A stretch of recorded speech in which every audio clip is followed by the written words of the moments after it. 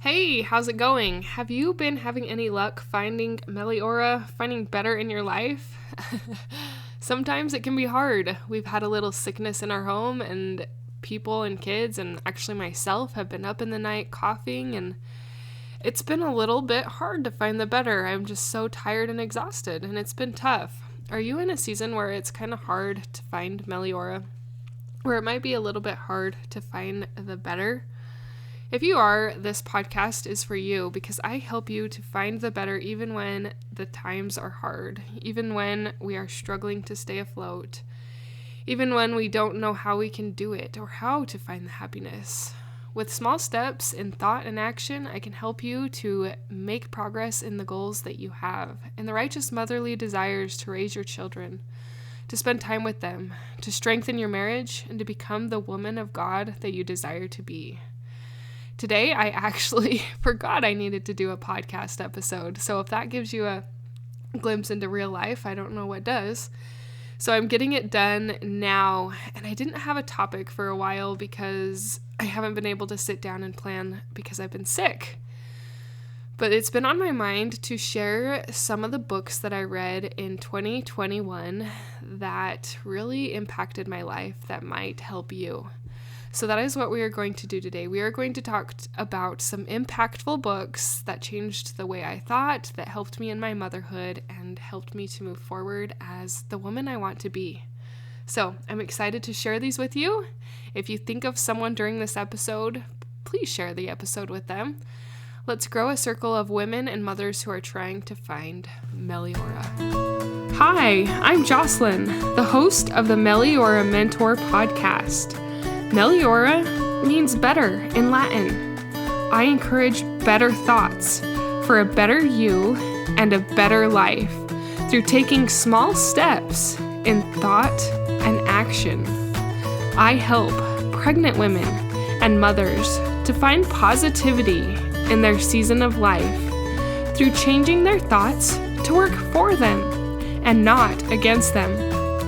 I help mothers find the small, doable steps without making drastic changes to their everyday life, and I can help you. Thanks for joining.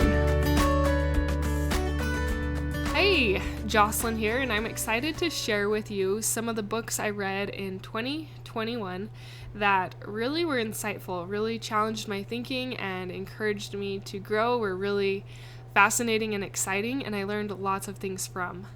Now, this isn't all the books I read in 2021. It's just a handful. Before I get into those, I actually had the feeling or the prompting, whatever, to talk about something that I've been a part of. One of my cousins started a family book club. Well, it's actually wasn't family, but it's only been family that has joined. So it turned into a family book club. And that has been so fun. It has been so fun to branch out and read books that I wouldn't normally read. And then we meet once a week just over Facebook Messenger and talk about it. It's super simple but super fun, and on the Messenger it pulls up everybody's video so you can see all their faces, and we talk about what we think is going to happen in the book or our opinions on the author's viewpoints, and it has been really good for my mind, really good to associate with people that way and to connect, to share my beliefs and thoughts. And I encourage you that if you like reading, maybe try starting a simple book club like that. It has been a joy for me and many members of my family that have joined that. So anyways, that was my little side blurb. But now to get into some of the books. And I actually realized that a couple of these books actually might have been from 2020 that I read. But still, oh my goodness, so transformational.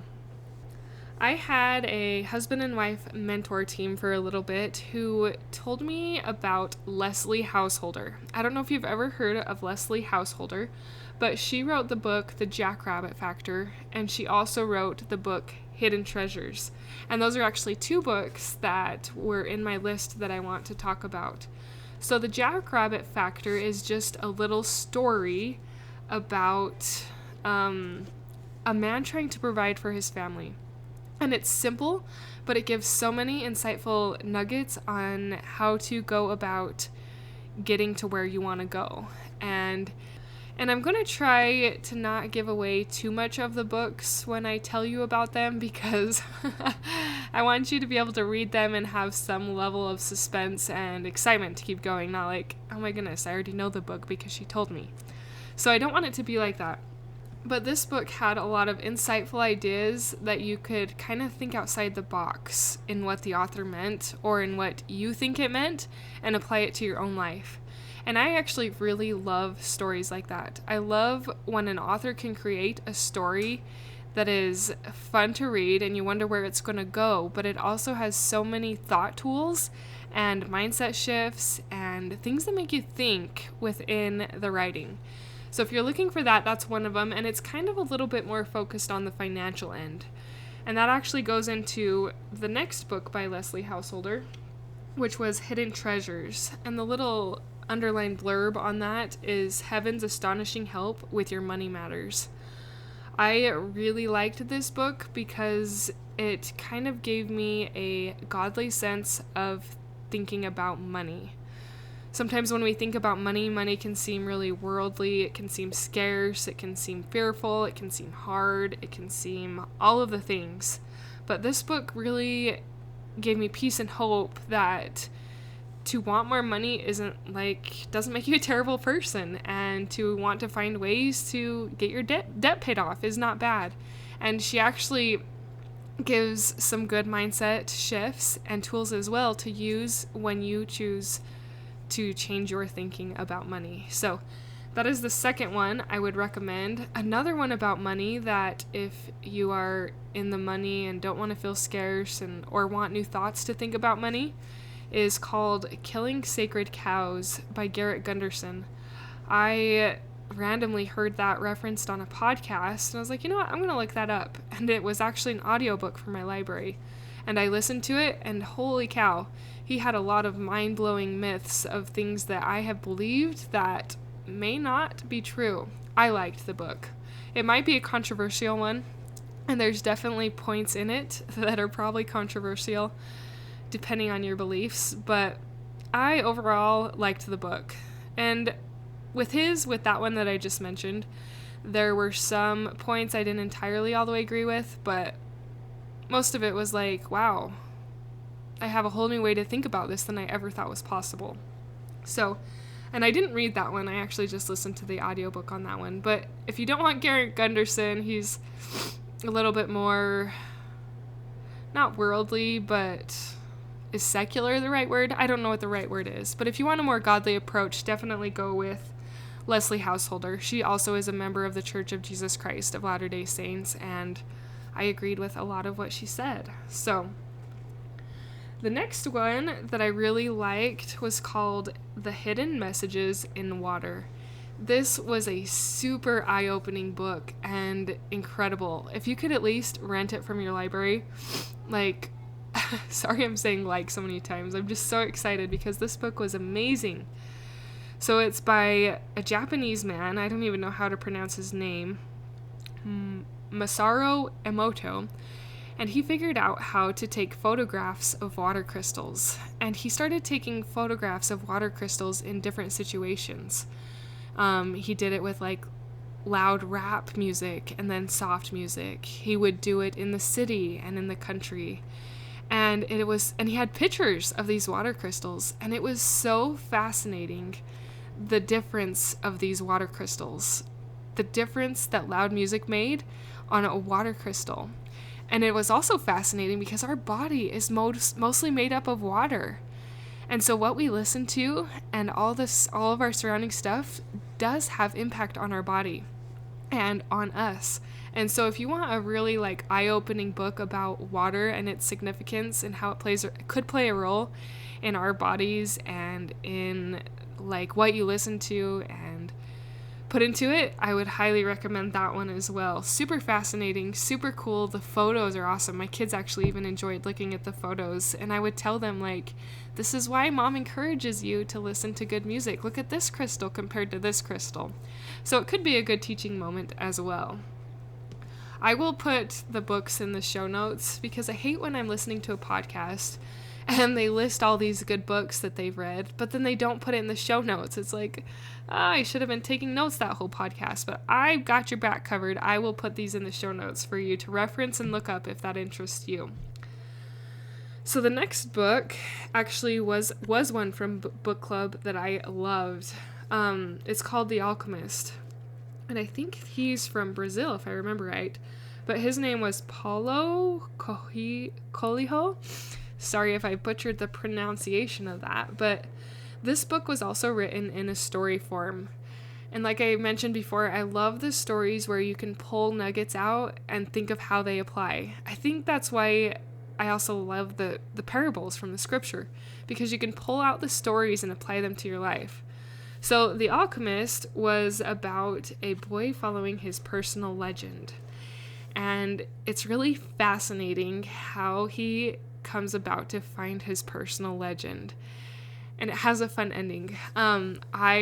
Without giving too much more away, it's kind of about becoming the person that you desire to be, reaching the goals that you desire to be in a good story form. So it's not really a hard read, but it's got a lot of insightful things in it. The biggest transformational book I've read, or at least that has come to mind lately, besides scriptures, I will talk about the scriptures at the end, but is The Big Leap by Gay Hendricks. This book helped me in so many ways. I was holding myself back with a lot of limiting beliefs in this podcast, and desiring to move forward with pregnancy and desiring to move forward with coaching in confidence and worrying. I tend to be a person who worries a lot. And The Big Leap opened my eyes to ways that I can cope without worrying about everything. And it was just, I don't know, this book is one of those books that came into my life at a right time when I really needed it. And maybe one of these books will come into your life at a right time when you need it. But this one, The Big Leap, it says, conquer your hidden fear and take life to the next level. And I feel like through reading this book and taking notes and trying to apply what he taught, I have taken my life to the next level, which is why I'm trying to take this podcast to the next level. And my pregnancy stuff that I'm trying to get out there to help people with is to help them find the next level of life, because it's so much more incredible. And not just people. I say that generally, but more specifically mothers. I want to help mothers to find the next level in enjoying their life and enjoying their motherhood and enjoying their marriage and enjoying their children and enjoying themselves, because sometimes we forget that last one. So those are 6 books, because of the audiobook, that really have impacted and changed my life and helped me to become more aware of my surroundings, more aware of my thoughts, more intentional. And through those books, I found more thought tools that I share with you on the podcast, thought tools that I give to people in coaching, and thought tools that have made my life better. The most important books I read, though, are the scriptures. The Book of Mormon always has insightful stuff. Sometimes I'm reading it and I'm like, oh my goodness, this is so amazing and so great for my life. I found some really great insights in Alma 36, in the 30s of Alma recently. It was around like 34 to 38. And I just kept having like nuggets that were revealed to me. And I've read the Book of Mormon many times. That is one book I can reread and still find different stuff. I'm not commonly one to reread books, but the Book of Mormon is something that I have reread. Even the Bible and the stories in the Bible about Jesus Christ and learning from his parables are going to be the things that can draw us closer to him, that can help strengthen our testimony in him and to help make us happier, because he teaches us to love. He teaches us to love one another. He teaches us to love ourselves, to love our family, to love our neighbor, to love our God. He teaches us all of those good things, to love your enemies. And if you pick any book, pick that one. And then try some of these other ones sprinkled in, because they can enlighten your life as well. I will give a quick summary of the books I read. the books I talked about on this podcast. The first one was The Jackrabbit Factor by Leslie Householder. Second was Hidden Treasures, also by Leslie Householder. The third was Killing Sacred Cows by Garrett Gunderson. The fourth was The Hidden Messages in Water by Water-Masaru Emoto. The fifth was The Alchemist by Paulo Coelho. And the last was The Big Leap-Gay Hendricks. And of course, the scriptures. Can't forget that one. I hope that these help enlighten your life. If you end up reading any of them, I would love a message from you about what you thought about them. If they helped you, what parts you liked, or what parts you didn't like. If you don't know, I also do coaching. If you want to take your motherhood to the next level, if you want to work through some limiting beliefs you have in motherhood, in marriage, or in weight loss, I want to help you do that, or even pregnancy. I actually have a lot going on with pregnancy in my pregnancy episodes. I do a pregnancy episode on Tuesday or Wednesday and a mindset episode on Friday. And pregnancy is an area I can help you with too, because finding positivity in pregnancy helped me to get better at it, and I can help you get better too. Sorry about that tangent on pregnancy, but I do coaching, and my coaching looks different. It's not an hour session. It's a 10-minute session, but it's 5 weeks of 10-minute sessions, because this allows you to work on small and simple things. This allows you to work on the simple steps and to have accountability and to find success. So if that interests you, message me. My email is always in the show notes. Thank you for sharing. Thank you for listening. And most of all, thank you for implementing to find Meliora. Until next time.